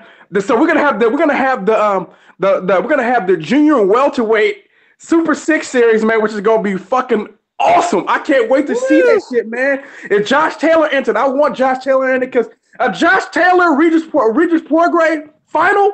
Come on, man. Come on. You don't want to see that, Corey? You said a Josh Taylor Regis Prograis final. Who doesn't want to see that fucking fight? God damn, Regis Prograis, Josh Kelly.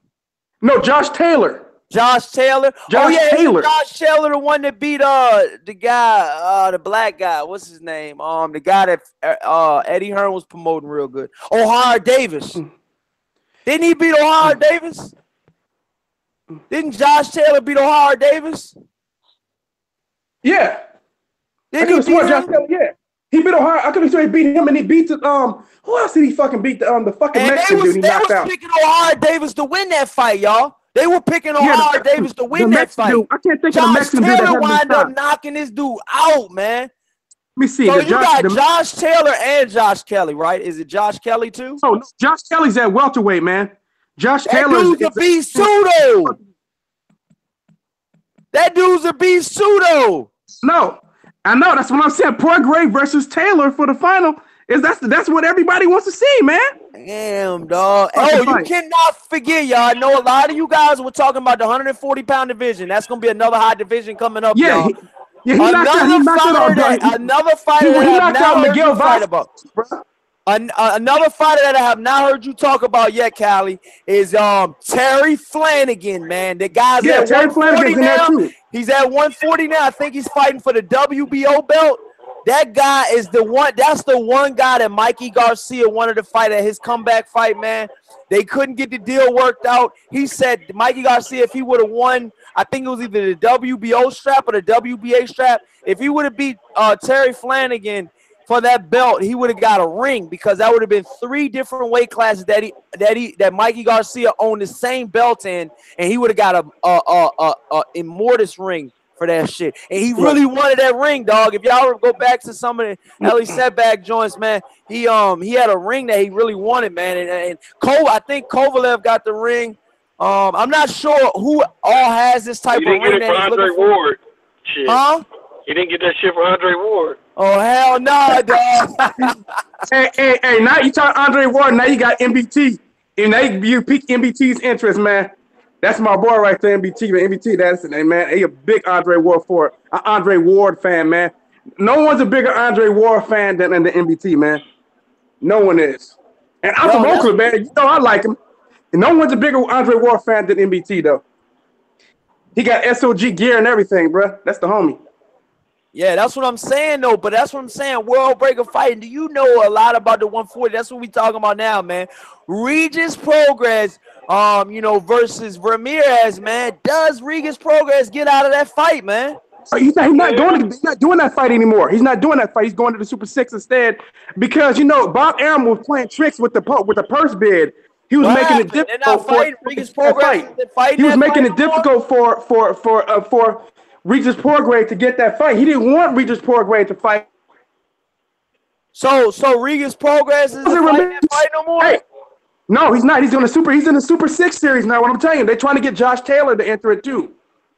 Because Josh Taylor will be the mandatory. After Josh Taylor whips Victor Postal ass, and he's going to, Josh Taylor's going to annihilate Victor Postal. After he beats Victor Postal's ass, he will be the mandatory for the winner of the Regis Prograis Jose Ramirez fight. But instead, if Josh Taylor pulls out and goes into the Super 6 series, instead he has a chance for 2 belts. That's what I'm trying to say. So is this going to be the World Boxing Series, the same as the Cruiserweight type of division? Yes. The Super 6 World Boxing Series. They're going to make a 140-pound division like that? Yes, doing the same thing, same tournament. How many I think all boxing divisions should have these eliminators like that, because for one, you bring in a fan base that you may not have in a regular situation. Essentially, what you do a whole UFC format. Like in the UFC, you used to do 2 or 3 fights in a night. So if you do 2 or 3 fights in a 3-month period, you're going to bring more fans to the base. They're going to be more interested. You have to do it like that to garner and build interest in boxing. Yeah, and that's what I'm saying, man. With my personal opinion, man, with this, I guess they called it. Yeah, I couldn't never get the name right. They said it's the World Boxing Super Series. So it's the Super Series. It's the Super Series, y'all. What that is, like Andre Ward was in the same thing. Yeah, Andre Ward was in the same thing. Super 6, Super Series. It's a tournament-based type of. Oh, he left. Hold on, he got thrown out. It says it's a tournament-based type of competition, man. Tournament-based competition is great for boxing, man, because you know who's on the brackets. You can put a face with a name, and then to be honest with you can put a belt with a name, because at the end of the tournament, welcome back. At the end of this tournament-based type of competition, you know who the fucking real champion's gonna be. Like in the UC Garcia fight. The Cruiserweight is not that big of a deal, man, but let's be honest, if they had this type of tournament in the welterweight division, that should be hot. In the in the heavyweight division, that should be hot. But let's be honest, 140 is hot too. If they had that shit at welterweight, motherfuckers would be forfeited. They don't want to fight still, bro. Yeah, I'm going to throw these goddamn gloves in the ring. I'm out. Yo, especially if you gotta fight, especially if you gotta fight Earl Spence first. Hey, just imagine the guy that had to fight Earl Spence first. They'd be like, God damn. Got this shit right, Corey. The cruiserweight division got it right because they put all the fucking belts in it. All the belts should be in this shit, man. And that's a rarity in boxing, y'all. That's a real rarity in boxing, man. All the belts were not on the line for the 168-pound World Super Series that they did have. Yes, I do know about the Super Series. Yes, I have studied the Super Series. And no, all the belts are not on the line for the super middleweight Super Series. I think they're missing 1 or 2 belts in the Super Series. They do have all of the belts on the line for the cruiserweight division. And I'm not sure because the WBC. Remember Zurdo Gilberto Ramirez? He wasn't in it for the 168. They're missing that one. They're missing the. That's the WBO. Zurdo has the WBO because he's with Bob Arum. Anytime you think of a Bob Arum fighter, but Zurdo got the green belt. Zurdo got the green. Zurdo's got the WBO belt. Let me go back and look. I could have swore he had the green belt. When you come back, apologize to me. Nah, I'm just fucking with you, dog.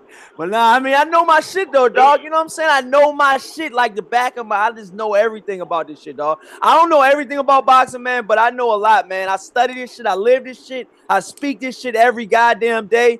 I mean, if I don't know shit about boxing, man, if I don't know shit about something, man, I know shit about boxing, dog. That's real shit, though. You know what I'm saying? So, with that being said, NBC Boxing said WBO too, dog. You know what's up, dog. I mean, you know, it's just little shit like that. But like I said, man, the World Boxing Tournament should have a ring magazine put up. That way you can say Oscar De La Hoya's fractured reputation. Because everybody knows that the ring magazine is considered the unilateral championship. Hey, you breaking up, World Breaker. You breaking up. We can't hear you, man. World Breaker, you breaking up. We can't hear you, bro. But listen, this is what I was trying to tell y'all, man. For the 140-pound division, man, I don't know who all is gonna be in that bracket. But I think, man, this shit is gonna be so good for boxing, man, because Regis Progress is a fucking awesome fighter, man. Jose Ramirez is a really good fighter too. You know, he beat a really good fighter, man. And you know, my personal opinion, man, is I think there's really good fighters at 140. Terrence Crawford left the 140-pound division in good hands, man, because I think you got a list of good fighters. Josh Taylor, you know, you got Regis Progress, you got Jose Ramirez. You know, you got a list of fighters, man, at 140, man. You know what I'm saying? And you know, like I said, man, it's one of the rising divisions, man, that's gonna be back at the top. Because if you remember, when Danny Garcia had them belts, dog, you know what's up with Danny, dog. So what's up, Callie? Did you come to any conclusions? You're right. I don't know why I always thought he was the WBC. I can't hear you. You're right. I always thought he was the WBC. I can't hear you. Hello? Yeah, you were right on that one. But I was right on the Warriors and the Rockets, motherfucker. Oh, I knew you was gonna say that. I knew you was gonna say that. I knew you was gonna bring that shit up, man. This dude always bringing that shit up, dog. I got to, because you talk so much shit. You was talking so much shit to me. And what happened to all the cats in the comment section was talking about the Rockets? Where y'all at? Where y'all Rockets fans at? Hey, tell them Houston Rockets gonna get that second jump, man. We already know, man. But yeah, man. So who's at 140? So how many belts gonna be on the line? How they setting this up, man? So far, there's only 2. The IBF and the WBA are the only 2 in there so far. The IBF and the WBA. So Regis Progress is not going to WBC route when he got it on the crisp right now. He's on the cusp. Why? Because Bob Emma's making it hell. He's like making it where he has to pull teeth to go, because you know they keep canceling the purse bids, man, on purpose, because he's trying to get because he wanted to get him away from it, and it worked. Damn, and it worked. Yeah, Bob Arum kept pulling tricks, man. Shit's fucked up. So Ramirez, because you know what they said, Ramirez has a real big sellout where he's from in Cali. He's from Fresno, California, man. They said Ramirez, man, gets standing ovation. He breaks 10,000 fans, brings them out every time. I might be exaggerating. They were looking at the arena, 7,000 to 8,000. No, they were looking at the Target Center, but now they're looking at possibly putting the fight in Fresno Bulldogs football stadium. And the Wow. football stadium I think it holds about 45, maybe 50,000. Oh, So okay. I was gonna say yes. them college football He'll stadiums sell for a that lot out, of man. people. He'll sell that out. Jose Ramirez will sell that shit out, man. For real. He'll sell Smash that that like fucking and stadium subscribe, out. y'all. But Chad, man, my personal opinion is, you know what I'm saying? And that's another thing I want to get into, man. I don't mean to jump subjects, but that's another thing I got to get into. We got to get into this, man. After Lomachenko, finally got through to Jorge Linares, man, where does Lomachenko go now, man? There's a lot of different routes he can take. My number one theory and my number one route that I think Lomachenko will take is I think he'll go to Ray Beltran route. You know what I'm saying? I think he'll fight Ray Beltran. I think he'll fight Ray Beltran because right now Lomachenko has a WBA strap. I think that I know that Ray Beltran has a WBO strap. They're both with Bob Arum. So if it makes dollars, it makes sense. And Lomachenko's, he's the cash cow for Bob Arum right now, in my personal opinion. I think Lomachenko sells more than Terrence Crawford right now. But I could be wrong about that. I don't know for sure, but they're trying to build Lomachenko up bigger than Terrence Crawford, which I think it should be the other way around. It's fucked up, man, what they're doing to Terrence Crawford. That's what they're doing. Terrence Crawford can sell out in Nebraska, man. What happens to Terrence Crawford is they're going to use so Lomachenko got to fight on regular ESPN. Terrence Crawford has to fight on the fucking app. That's the kind of fucked up shit's happening to Terrence Crawford. They're not going to give Terrence Crawford to do well on ESPN because he's going to be on that fucking shit app, the $5 app that they really haven't even fucking promoted. ESPN's not promoting that app. And that's another thing. That's another thing, y'all, man. You got to understand, man, there's a lot of fans out here, man. There's a lot of fucking money out here to be made, man. And I mean, with the money to be made that's out here, man, you got to understand, man, these fighters got to get paid for what they putting their risk and their life on the line. They're putting it all on the line, man. You know what I'm saying? Like I said, man, the Lomachenko-Ray Beltran fight, I don't think that'll be a hard fight for Lomo. So Jeff Horn got fucked out of money, man, by them fight back. He really did. He got fucked out. He got fucked out a whole bunch of money. NBT can actually tell you can probably give you the figure, the amount of money. What did he get fucked out of? I thought they was gonna be offering him about 2 to 3. Pay-per-view money, the Australian pay-per-view money. He got fucked out of. Damn. Bob Arum's back to his old ways, scheming and scamming. Bob Arum's a scheming, scamming scumbag.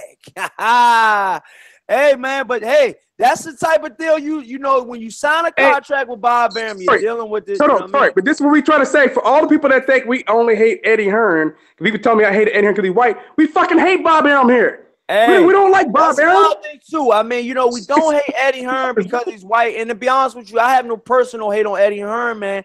My personal opinion is I think Eddie Hearn is the sole reason why the deal has not gotten done, man. And if you're a real true boxing fan, you know that.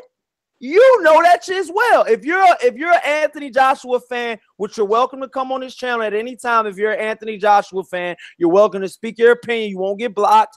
My personal opinion, though, if you are a true Anthony Joshua fan, for your own self, in your own mind, man, that Eddie Hearn is holding this deal up, man. Eddie Hearn is the sole person that's holding this deal up. Go ahead and let it rip, Callie. AJ wants this fight, man. I do. I think Anthony Joshua wants this fight. I think Eddie Hearn doesn't want to fight. That's just that simple. But I think AJ wants to fight. I do. I really do. I think AJ wants this fight. I think Eddie Hearn does. I think Eddie Hearn believes that Wilder's too much of a risk. I think Anthony Joshua believes that he could beat Wilder, and I also think he wants that bag, bro. I'm just gonna tell you that right now. But I don't think Eddie Hearn is. I don't think he's sure enough that Anthony Joshua could beat Wilder, and he's the one holding the fucking fight up. It's just that simple. That's another thing too, y'all. That's another thing you got to notice, man, when you're talking about these type of fighters right now, man. You got fighters out here that'll go hard for their promoter, man, but it would never be the other way around, man. It'll never be the other way around. These boxers get fucked most of the 9 times out of 10. And like a guy like Al Heyman, he looks out for the fighter. He looks out for him, and he puts a lot of money into these fighters, you know what I'm saying? And to be honest with you, man. Okay, just like I said, so NBT said it was supposed to be basically $60 pay-per-view, $59.95 pay-per-view that Jeff Horn lost. They probably sell over 1 million pay-per-views over there. I'm not completely sure what's the number figure over there, but I'm pretty sure they sell a high number of pay-per-views in in Australia. So I'm pretty sure they do $1 million over there. And that's another thing too, man. You know, my personal opinion about the whole situation is, man, I really do truly think, man, that you know, I really think that, you know, when you break down the gist of it, man, I think if Lomachenko beats Ray Beltran, man, that Mikey Garcia fight, that shit gets dicey then, man, because the Lomachenko have 2 belts. You know, I think Mikey Garcia will have 2 belts, and then voila. He said about 250 to 300K. That's still a nice change though, man. When you added $60 in pay-per-view for 3, if you sold 300, that's still a lot of money that Jeff Horn isn't getting though. Yeah, that's still a lot of money Jeff Horn isn't getting. Like I said, man. You know, Bob Arum, man, he's smashed a lot of bridges, man. You know, I don't even think Bob Arum's cool with HBO anymore. You know what I'm saying? I mean, let's be honest, man. Bob Arum is solely, specifically, and exclusively on ESPN, man. That's his sole provider right now, for the boxing, you know, that you know, Bob Arum has going on. And I mean, my personal opinion about the situation is, I think Bob Arum is a good entity for boxing, but you know, some of the stylistic and the scummy ways that he does things, is not really that good. You know, I don't like all the fucking in-house fights that he does. That shit fucking sucks. I fucking hate Bob Arum, man. I can't stand all these trash fights and the shitty undercards that he gives us on a regular basis. Oh my God, but look, let's be honest though, Callie. Let's be honest. Does Eddie Hearn do any better? No, he does the same thing over there, and that's my point. I be trying to tell these people that think we just Eddie Hearn can be from the UK. But yet them same fans that say they got the best cards going on over there in the UK. Oh. And Eddie Hearn, let's be honest, we got to call a spade a spade. Eddie Hearn has been pure shit in America so far, man.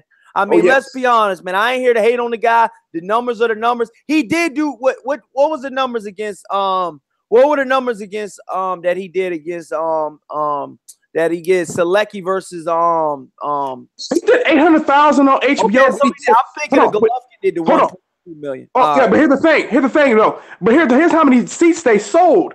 They sold less than 8,000 tickets, man. And like I said, man, they fought at the Barclays, right?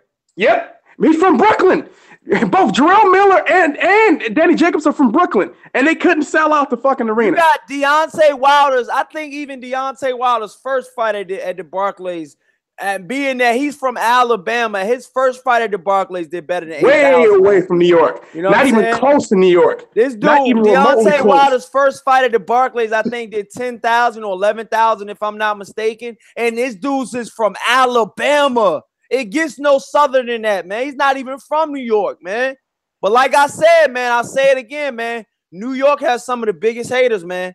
If you can make, like they say, like the old saying says, man, if you can make it out of New York, you can make it out of anywhere in the world, man. Hey, man, Curtis Stevens, man. You said Curtis Stevens talking about I'm gonna drop down from light heavyweight to fight Jamel Charlo. All right, motherfucker, you want to lose all that weight? He gonna get flatlined weight. Champ Ross says PBC does the same thing too. PBC fights have been fantastic. You look at them fights. PBC fights have been pretty good because you started out that way, but man, not lately. PBC's had some really good cards. You tripping? Let's just be honest, man. Let's just say, for instance, man. You know, you got Selecki versus you got Selecki. You know, you got Selecki versus what's his name? I can't think of his name at the cancer. And just to let you guys know, Danny Jacobs and Maciej versus Selecki are both Al Heyman fighters. Both of them. The two guys that fought on Eddie Hearn's what you call it, the main event card. They're both Al Heyman fighters. Danny Jacobs and Maciej Sulecki. They're both Al Heyman fighters. Hey, look, Danny Jacobs and Selecki, man. Look, Danny Jacobs and Selecki, right? They did okay numbers. They did, you know, they didn't do that good numbers. But let's be honest, man. Would y'all pick the Danny Jacobs Selecki card, or a week before that, would you pick the Adrian Broner card? I mean, let's be honest. You had 3 championship fights on the Adrian Broner card. 3. And that was PBC, dog. So let's be honest, man. We got to call a spade, man. You can't keep saving this guy, man. And yes, he's speaking about all these $1 billion deal, the streaming deal and all that, We know he got that, man. We know he got that. Yeah, but in actuality, we know he got that stream. But in actuality, Cali, and I'm gonna ask you guys in the chats, man. In actuality, did he really get $1 billion? Did he really get that? Come on, not the way it's really broken down. It's not. He only got about honest. I need to see it in black and white. You know what I'm saying? I gotta see that shit in black and white. The PBC got Adonis Stevenson versus Badou Jack this weekend. I mean, people keep trying to say, how's that not a good fight? Jack? That's in Canada. Right? Adonis Stevenson versus Badou Jack this weekend. That's PBC. That's in Canada, though, right? Isn't that fight? It's in Canada. It's in Canada, but they keep trying to say the shit fight. Shout out. We've been having a lot of good fights from PBC this year. Shout out Ty Legacy, yo. He in Canada, yo. That's my boy. Dog. Yeah, but no, Corey, what I'm trying to talk about, look at the fight comparison. Look at the fights. The kind of fights PBC's putting out compared to Matchroom and especially fucking that shit over there at Top Rank. Top Rank putting out dog shit most of the time, man. Yeah. Except for this Lomachenko-Linares fight, but Linares is a Golden Boy fighter. So they had the match fight. He had the cross match. PBC's able to do in-house fights and still give you great fights. Oh. Because why? Because Al Heyman got most of the top fighters. 300 fighters in counting. Al Heyman has. Even fighters that but under Top Rank. Better Biev is also an Al Heyman fighter. Isn't Better Biev a beast? Yo, Better Biev. That's what I'm trying to tell y'all, bro. One of the most duck fighters in boxing right now. Go check out one of my early videos I made on Better Biev, man. I'll give it a full breakdown on Better Biev, man. He's one of the duck fighters. And they give you a quick synopsis. You want to bring up Better Biev, man. I'm real familiar with these European fighters as well, too, man. Here at Corey Lee Boxing, man, you're going to get a dose of reality. You're going to get a dose of all types of fighters at all angles. We don't just talk about one fighter, you know what I'm saying? And all my guests are knowledgeable. You know what I'm saying? And to be honest with you, all the guys on my channel are like family because they done been on my channel. Cali been on my channel for a minute, man. He knows I love these, or I like watching these European fighters because just because you look at one European fighter, you can't just judge one European fighter, you know, over all of them. You can't be like, oh, shit, Klitschko's European. All fighters fight like Klitschko. Hey, you know, hey, Tori, you know, I told you I like Sergey Derevchenko, bro, so. Yeah, and that's what I'm saying. Then you got the guys like Josh Kelly and shit like that. Like, Josh Kelly and Josh Taylor, my dudes, bro. Dude, they got that sauce, man. Some of these European fighters got that sauce. Daniel Dubois is the future. Daniel Dubois, the future. Hey, look, they got that sauce. Daniel Dubois, the future. Also like Josh Boaty. So you guys, people always have this assumption that Americans don't like a lot of your fighters. We do. Boxer says salute to Callum Johnson for stepping up and fighting Better Biev. Definitely salute to him, but he only gets a half salute because the other half is him going down, dog. Better Biev is gonna wash the shit out this dude, man. I guarantee you this fight don't go 10 rounds, dog. Real talk. Better Biev, man, listen, man. When the guy Better Biev tried to fight Anthony Yard. Anthony Yard ain't ready for no Better Biev, man. That'd be a quick fight. Anthony Yard, Better Biev. Listen, go to the IBF rankings right now. The IBF light heavyweight rankings. Go to the IBF light heavyweight rankings right now. I want all you guys to go there right now, all right? When you go there, look at the number of fighters from 1 through 9. 1 through 9. All of those fighters on 1 through 9 all ducked Arthur Better Biev, okay? Because they needed a mandatory to fight for the belt, and Arthur Better Biev was in the rankings fighting on a mandatory after mandatory when Andre Ward had the IBF belt, and when Andre Ward retired, the belts went dispersed, okay? Nobody. Better Biev trying to fight everybody, man. He trying to unify. They won't unify either. Yeah, they want to unify, dog. He got the belt. And he, like Keith Thurman said, I got an O, and I ain't afraid to let it go. Hey, I missed that Keith Thurman, man. We need that motherfucker back, man. Damn, Keith Thurman sitting there eating at McDonald's all the time. Now he ain't got time to be in the ring. If he's gonna tell you right now, he said, "You better not duck me, son. You better not duck me, son." Notice what Keith Thurman said. I'm gonna keep ducking Errol Spence, son. I'm gonna keep ducking Errol Spence, son. Hey, look, Keith Thurman went from the most vicious fighter in the world to the most hated fighter in the world, like just like that, dog. That's how quick fans will turn on the boxer, dog. And if you don't put out the product, because he still has a WBA. If he had a WBA, no one would give a fuck about Keith Thurman. That's how quickly he's fallen. Yep. The WBA is the only reason he's still fucking relevant. Without that, no one would give a shit. What about Keith Thurman? That's what I'm saying. That's another thing too, man. You got guys out here that are risking their life, man. Like I said, man, I seen that, Keith Thurman's elbow injury was real serious, man. And like I said, man, Angel Garcia might be telling the truth about them fucking up Keith Thurman. Because to be honest, man, let's be honest, dog. He hasn't fought since that fight. Keith Thurman got a summer date. Motherfucker hasn't even started training yet. Keith Thurman got a summer date, hasn't started training. I just saw an interview on Showtime this weekend. Motherfucker still walking around at 190. He's 190 pounds. Said Keith Thurman coming back to cruiserweight. Ah, shit. hey, MBT. Keith Thurman said he want a piece of you, bro. He want to know if you ready for it. He ready for you, bro. MBT, you been training, bro? I just want to know because Keith Thurman said he ready for you. Hey, I got MBT by knockout though. Body shots. But yeah, that's another thing, man. Like I said, man, these fighters out here, man, these dudes are so fickle, man. Fans are so fickle right now, man, because you got fighters, you got real diehard fans that really went hard for Keith Thurman, man, and they just, that shit. Look how a year and a half would change the whole, format.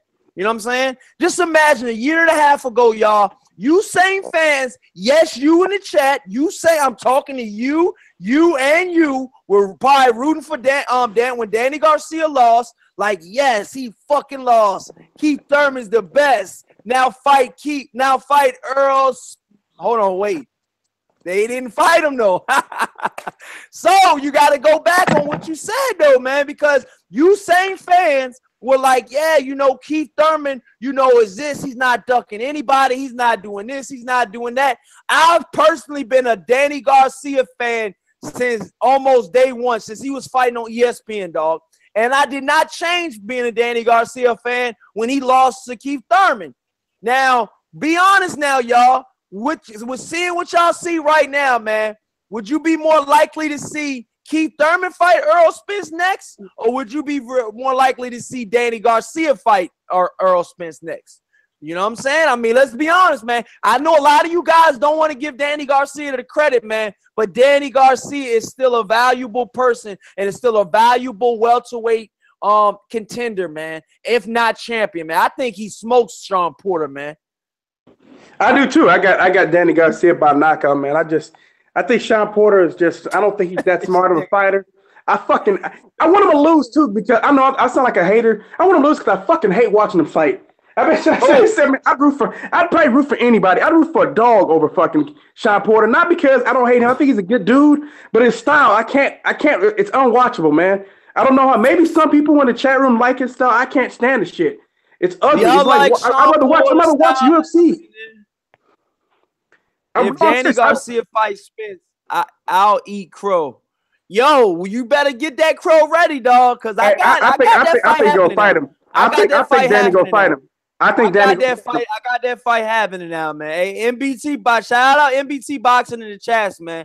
I got that fight happening, man. You know what I'm saying? So you're gonna have to get that nice crow ready for you, man. All right, we'll get that nice bit of crow ready for you, dog, because I got that fight happening, man.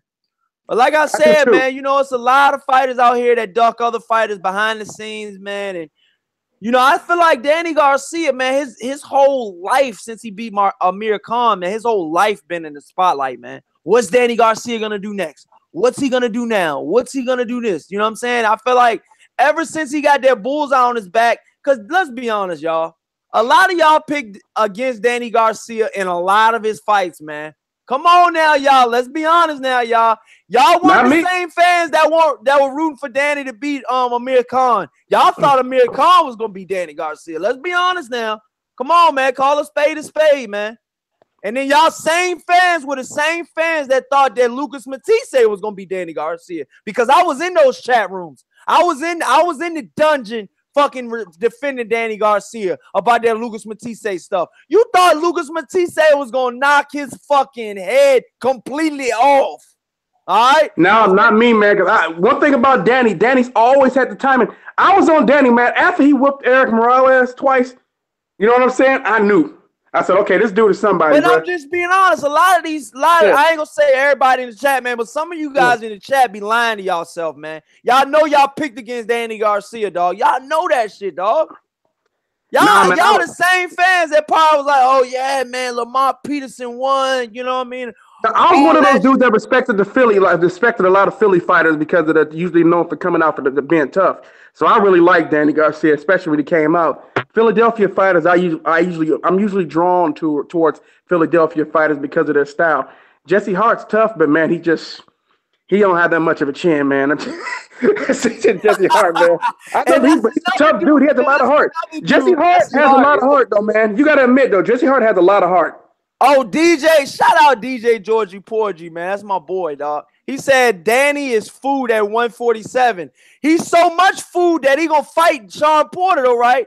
That's how much food he Sean is, Porter right? ass, man. Y'all tripping, bro. He's so much food that he gonna fight goddamn. You know, he gonna fight goddamn. You know, I'm just being honest, man. This shit. Hey, did you hear him talk? He didn't sound like he was afraid. People still think he's afraid. He didn't sound like he was afraid of Sean Porter and me during his interview at all.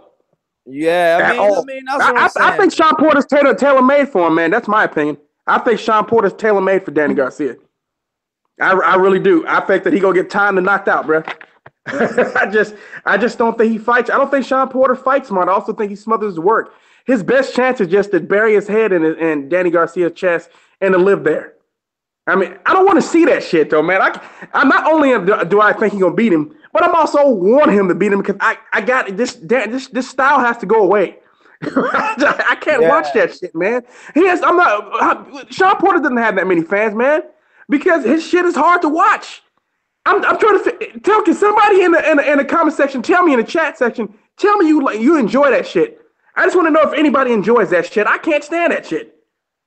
I'm not a fan of Sean Porter's style, man. I'm not. I think it's ugly. You think it's ugly? That shit's fucking horrible, man. Come on. You like it, Corey? Who? Sean Porter's style. Nah, Sean Porter has one of the most rugged, ugly styles that is in boxing right now. And it's not a fan-friendly fight, man. I mean, be honest, man. That Kell Brook fight that happened at the StubHub Center in California, man, it was one of those. You mean the wrestling match? The wrestling match? That shit was fucking ugly, man. I was happy Kell Brook won because I said, man, we could see it less of him, man. I was happy Kell Brook beat him, man. Best thing to happen to the sport. Now I'm not trying to be. I know this sound like I'm being a Sean Porter hater, man, but I can't. I mean, dude, I'm like, he's really likable. That's the sad part about all this. Sean Porter's really a likable guy. I like him as a person, but I can't watch him fight, man. I can't watch him. It's hard, man. So I'm hoping that Garcia stretches him, man. And that's another thing too, man. You got fans out here that really truly think that, you know, Sean Porter's style is fan friendly, man. I know they're drunk. I can't see it, bro. Dude, I don't see what they're looking at, man. That shit that don't look good to me, man. That shit ain't fan friendly, man. It's wrestling. Unless you like, I mean, if I want to watch UFC, I'll just watch UFC. Because that's what it is. When I watch Sean Porter fight, that's what it looks like to me. It looks like someone trying to go for the takedown. It does. It looks like someone trying to go for the takedown, man. Shit's ugly. So how you think the Danny Garcia Sean Porter is gonna hand? How you think that fight is gonna turn out? MBT said, Wheatley said, I enjoy Sean Porter. We love rugby down here. Rugby. He said, you know, rugby is kind of like English rules football, shit like that. But that's another thing too, man. You got rugby's like Australian football. You know, rugby, Australian football. And that's another thing too. Sean Porter has played football too, man. That might have something to do with it as well. It looks like he's tackling people in the fucking ring, man. The shit ugly. It's like, man, what the fuck? When Adrian Granado's fight, he was doing some of that shit. Like, what is this shit, man? I don't want to see it. That fight was fucking terrible. Yeah. That's like, man, no one wants to watch motherfuckers get tackled for 12 rounds, man. I mean, that's what that shit is. He's wrestling with you, tying you up, tossing you to the ground. You know, it's like, what the fuck is this shit, man? Can we stop this? So want to see boxing. you ain't thinking that Sean Porter's fighting style is fan friendly. No, no, not at all. Not at all. Shit, terrible, man. So you pretty much thinking right now that Sean Porter has one of those type of styles that you're not respecting right now. Alex Santos says that Sean Porter would dominate UFC and rugby worldwide.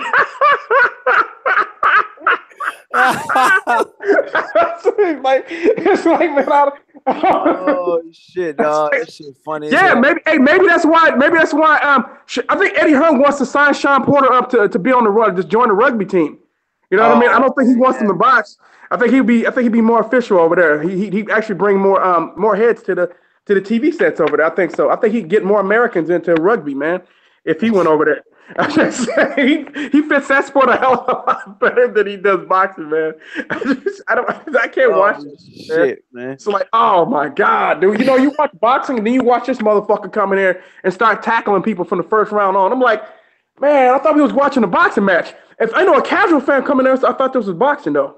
When did they start? When did they start doing takedowns and boxing? I'm like, just this motherfucker. He's the only one. Is it nobody else gets away with that shit? Just him. They said he's the only one. The Jeff Horn Sean Porter fight would be interesting though, man.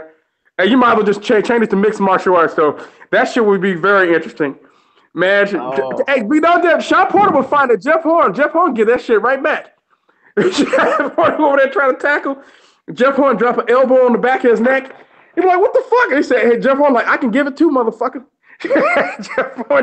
Jeff Horn get just as rough right back. He give it right back to Sean Porter, man.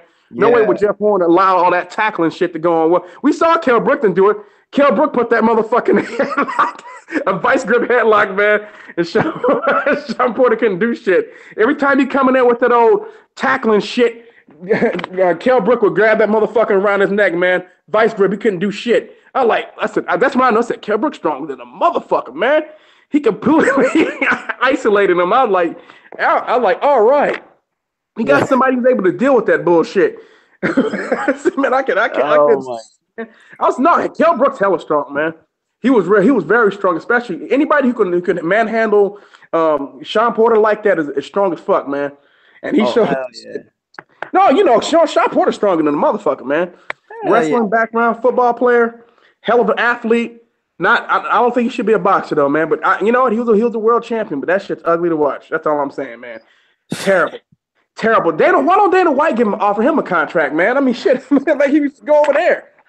I mean, my God. I watch him over there. I think he's best suited for that shit, man, for real. Dana White offered Anthony Joshua a contract. How about Sean Porter? Shit, can we get him over there? It's like, man, just to get him out of the sport, man. Hey, yo, I'm gonna go get me something to eat. So let wrap the show up, man. What you got? Any last remarks, man, to the joint, man? Oh man, I can't wait to see this Adonis Stevenson Badou Jack fight this weekend. Like people saying the PBC doing it. No, PBC actually they got a hell of a lot of cards lined up. We still get Mikey Garcia and Robert Easter coming up, dude. Yeah, they got lined up that people talking about. You know what I'm saying? Yeah. Hey, and they got the Gary Russell. They got the Gary Russell card this weekend. JoJo Diaz. Yeah, Gary Russell, JoJo Diaz. I forgot about that one. That shit gonna be awesome too, bro. Shit, look at this. If you guys telling me they ain't good fights, that's hella good fights. PBC really right now giving you the best fight. Bro. Yeah, that's what I'm saying, man. But yeah, man. So I mean, like I said, man, I'm gonna go get something to eat, man. I gotta go with my people to get something to eat, man. But yeah, man, it's been another fucking. Okay, banger, last thing before you get out of here, who you got, Russell or JoJo Diaz? I'm gonna have to go with my boy, man. You know what I'm saying, Gary Russell, dog. I gotta go. He's from your area, bro. I gotta go with Gary Russell, dog. You could pick in the DC kid. Yeah, man. Gary Russell gonna get the job done, though. I think. I won't be surprised, but I'm rooting for JoJo Diaz in this fight, bro. JoJo Diaz from Cali? JoJo, I'm gonna tell you why I'm rooting for JoJo Diaz. I'm rooting for JoJo Diaz because Gary Russell said that he doesn't love the sport of boxing and he doesn't even watch boxing. So when he said that, I'm like, turn me off. So I'm rooting for JoJo Diaz. I understand though. You got to root for your hometown guy, bro. I do the same thing with Ward. So I respect it, and the same thing for Devin Haney. So I get it, bro. Root for your hometown kid. I'm surprised you not get behind Jared Hearn. He from there too.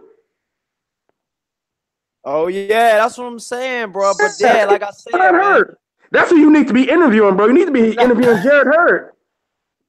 Yo, so that's what I'm saying, man. That's another thing I want to tell y'all too, man. Corey Lee Boxing might be going to the Gary Russell fight this weekend in Maryland, man. So I might be doing my first interview, dog. You know what I'm saying? I'm kind of hyped about that shit, man. You know what I'm saying? So if I do, man, y'all gonna hear it here first, man. I'm gonna definitely post it up by Sunday, man. If I do my first interviews and shit, you know what I'm saying? I mean, my editing skills ain't the best, man, but they'll get it. I'll be able to get my point across. You know what I'm saying? So, So, but Jared Hurd said he wants to do a DC Maryland fight too. So when he does that, you gotta go, bro.